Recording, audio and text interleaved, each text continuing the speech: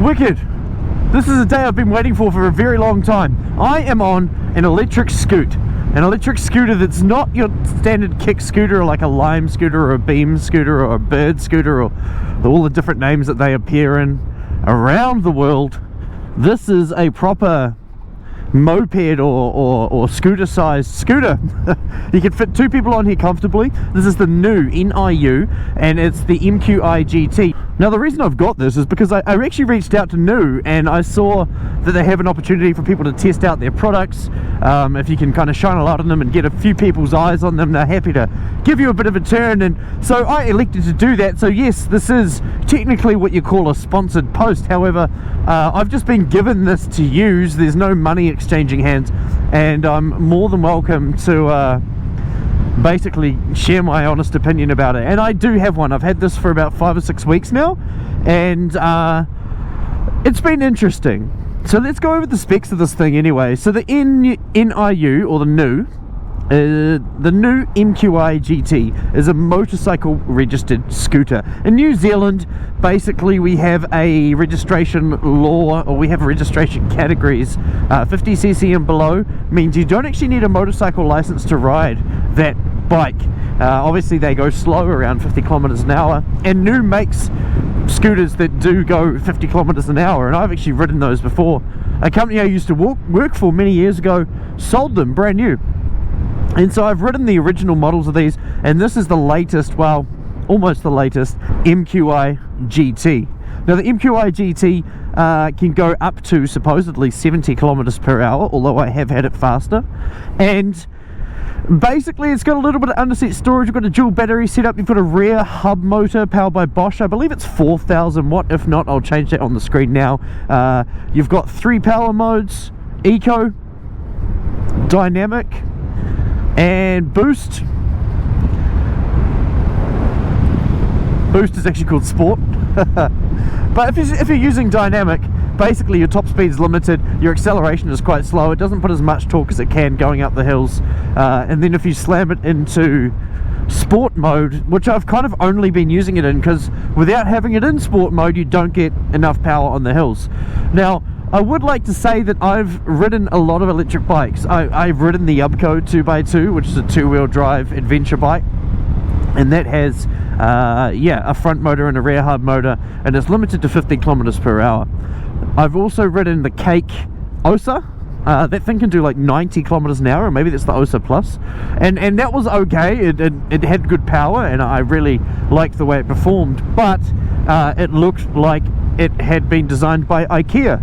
And the thing about this thing here is that it just looks so good. So the story of NIU is a Kiwi guy, Joseph Nelson, was on a mission to design and crowdfund a startup, and the startup ended up being NIU, and their mission was to design the world's best urban electric 2-wheeled transport. The whole point of this was that it was sleek and reliable and beautiful, and this thing is, and they've kind of achieved that goal. They have not many fixings facing out, so obviously, you know, this thing's held together with bolts and screws and nuts and all that kind of jazz, but you actually can't see a lot of them, especially when you're looking at it from the front. There's a couple around here, but apart from that, they are quite hidden. It's got quite a few features, so we'll run over them here. I've got cruise control, so I can just tap this button here. See there? I'm not even using my throttle hand. And excuse this is my old pair of gloves. I was in a rush this morning and couldn't find my nice ones. You've also got hazard lights here, so you can have both turn signals going at the same time. You've got your high and your low beam switch here, and your turn signals here. The turn signals have a cool little feature, which I'll put a clip in now. Here you go. This is one of the indicator or the turn signal features that we do have on the bike. The fact is that this sounds really bad, so what we can do is we can actually so that's the second one. Alright, we have another sound. There we go. Another sound. This is the sound that comes standard on the bike. This is the sound that most Nius have, the bing bong. But yeah, as you see, there are a few different little sounds you can change there for your turn signals.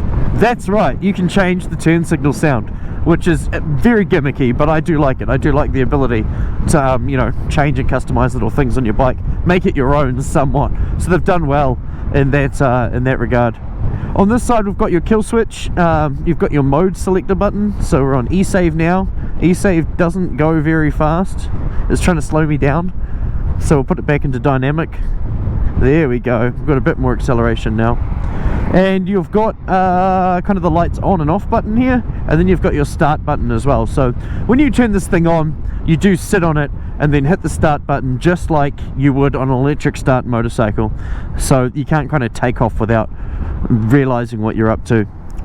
Safety features, it's got a lot of them. I mean, it has regenerative braking, it's got fat 14-inch tires, and if you know a thing or two about, and you put it into sport mode, we're going into a 70km/h zone. If you know a thing or two about I need to move off to the side, it's so slow. So yeah, there's its performance up hills. Even in sport mode, we're still only just at 50km/h now. It takes quite a while to get up to that top speed. Now we're hitting 60, and see I've got trucks coming round on my left hand side, up here behind me on the right. Woohoo! Now we're going 77, so we're getting there. It doesn't hold speed as well as I would like it to going up hills. I think that's purely a tune thing. So tuning sounds weird on an electric scooter, I'm sure, but they design power maps basically to maximize the life of the battery in all modes. I know for a fact that this Bosch motor could easily do like 100km/h or 60 mph, and it could slam you up hills very fast, but it would suck the battery life incredibly, and for a commuter scooter, that's not what they're trying to get at. So I believe that's why they've kind of limited the power delivery up hills. I can't confirm that, but that's what I'm aware of. Now, I've actually reached out to Joseph Nelson, the owner. Well, the owner, that's the wrong thing to say. Sorry, Joseph.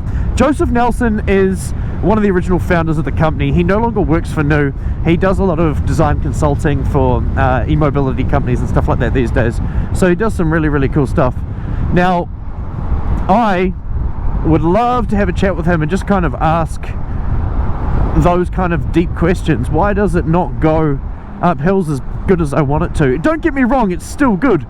But you know, my Honda Wave, which is a 125cc scooter, which this is supposedly the equivalent of, can go up hills at as fast as you can twist the throttle, really. So I can do 60km/h up a steep hill in 3rd or 4th gear, and this thing here is struggling to do 40 to 35 up a hill, which is a little bit sad and disappointing. It is really quiet and comfortable though. I mean, as you can see here, there's no noise. I've got literally no noise at all. And the regenerative braking does its job. A little indicator comes on the dash when that happens. But yeah, it's just been an interesting process having this for a couple of weeks. To be honest, I haven't filmed a lot of my riding with it, and I wanted to. And the reason I haven't is because I've just been trying to get used to the concept in my head, I guess. And I'm comparing it to internal combustion engine scoots a bit too much. And I guess, of course, you would compare it to internal combustion scoots because it's what it's competing against. But I really do feel like these are in a bit of a class of their own. Charging and battery life and range and all that kind of stuff, it's fine for daily commuting and going around the city. And the thing is, I think the biggest problem with this scooter is the country it's in. I've got to be entirely honest with you. New Zealand is not designed well for two-wheeled urban transportation. Everything's quite spread out. You need wheels if you're getting around in New Zealand, and then that means if you're traveling longer distances between places, often you're needing to take things, and then you need storage. And so people often get, you know, an old used JDM car for $1,500 or $2,000, which is about 25-30% of the price of this thing. So you can kind of see where the faults in this product lie, and that's not with the product itself. I would just entirely say it's New Zealand's attitude towards this transportation. I mean, I know there's competitors to this brand like Gogoro and Lima, and God, there's a whole bunch of different electric bike brands. Lifan have their own electric bikes now. The thing is that New Zealand doesn't have the close-knit infrastructure, say like Taiwan does, and that's why the Gogodos work so well there, is because you can just do battery swapping. Man, that did not say it was going to rain today, and I'm starting to get rained on. But I mean, you can see as I ride this thing around, there's not too many motorcycles, is there? There was a couple on the opposite side of the road before that may have got onto my field of vision, so I'll include those if I can. But generally people, this is a car nation. This is a four-wheeled nation. And there is a distinct difference between the two. Places like Southeast Asia, you've got a dominance of motorcycles, or small motorcycles. But then we've got this guy here that goes to work in a VX Land Cruiser, and probably just drives it from 10k's down the road to work and back, and that's really about it. So yeah, I mean, attitudes really need to change, I think, before this takes off in our country. But the product itself is really well put together. I've had a look under the covers of some of the other brands out there, not Gogodo, but Lima I have, and this is much nicer. The build quality that goes into these things is really impressive. And I know for a fact that the international market bikes that Niu make, because they are made in China and shipped around the world, Niu makes like a stronger frame, a thicker wall tube frame. They kind of put a bit more safety into the bike, because I guess that's kind of a showcase of the differences in rules in our market and the Chinese market. But I mean, you head to China and it's just e-bikes everywhere, so this has got a lot of competition. In somewhere like New Zealand, it's still got a lot of opportunity to take off. But yeah, do I like it? Yes. Would I ride one? Absolutely. I love riding it. I've ridden this quite a lot. However, I wouldn't buy one yet. I think I'm still a few years off. If this thing could hold 100 kilometers an hour and I could get about 100 kilometers range, I think that would be my crunch point of being happy to buy one. However, I love this bike and it's really, really awesome, and it may suit your needs perfectly, so do look into them properly. Thank you so much for watching this commute video, small bike stuff that I do these kind of videos on, so it's been interesting. Anyway, we'll see you around.